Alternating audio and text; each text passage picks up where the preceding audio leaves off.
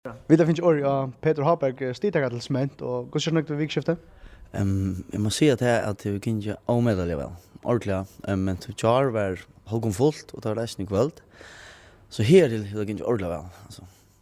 Det er første 2 omførende, så det er ordentlig glad, helt vidt ytterligere ordentlig glad, som er 24. Som tonlagare, hvordan er helt du at støy i vei etter vikskiftet?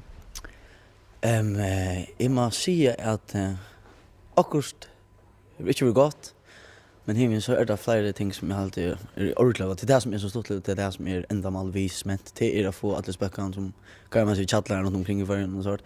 Og få det her ut, og gjøre denne paddlaspill og spille.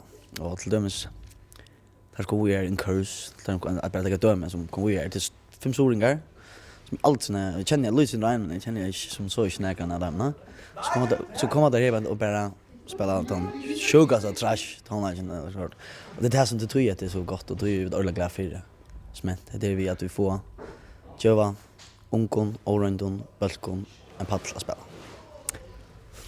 Domaren har valgt 4 navn ut konvojer til finalplasser. Er du samtidig i domnen? Nej, jag har varit vitt dem jag har dömt och som en schakt för den jag. Ikke ordentlig nei, men det er bedre så imenska, så at men er ikke, ja, det er akkurat som jeg alltid, at ikke, jeg er ikke valgt det, men jeg har alltid så ser det kjøtlen, det er ikke kjøtteldommeren, det er man leger seg til, og tid til det og sånne her ting, så det er super.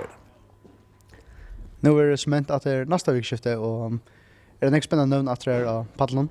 Ja, det som jeg har stått litt, det er at vi vet ikke hvordan det er, altså, jeg kjenner til 2 navn som jeg kjenner, av alle dem som har vært vi, så kan man kanskje vite, så det er rocken videre godt. Det er alltid akkurat godt, til det er det vi gjør til. Peter, samskipet sort tiltak som Sment, som er rettelig størst og fjellbrett, gjør man kjenne sammen? Nei, jeg har gjort ikke. Det er når man griper på stendt 4 Sment, eller 4-5, jeg tar det bryr 4-5 år siden, eller litt så 3-4. Så når jeg så igjen, da var det til at størrelse til Margrit Fabriksene vidt det är unga warrior spalt tonlag sån här ting men det saknar jag att kunna framföra det och sån här.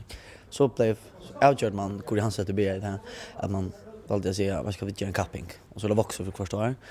Så det som är det näck för raging men det vi det är faktiskt öll Margrit Fabriksene som är passade på ankra mat så de ska lycka igen eller klippa blättnar eller också sån här ting. Så man till inte bara är alltså slett inte. Det är sådana gånger som är en passad. Och det är bara gott alltså. Omstående er resten helt fra urgåvaren i Nudge Perlene, og er det bedre sted? Alltså jag har alltid att det är ryckar öliga väl till det här. Alltså det passar lite stött och jag har alltid att det är hyggeligt och funktioner så här lika väl 4 så jag har alltid kört kunna extra bättre höll. Peter Haberg, 4 ägare. Tack för och gå ett nästa vecka. Tack för det.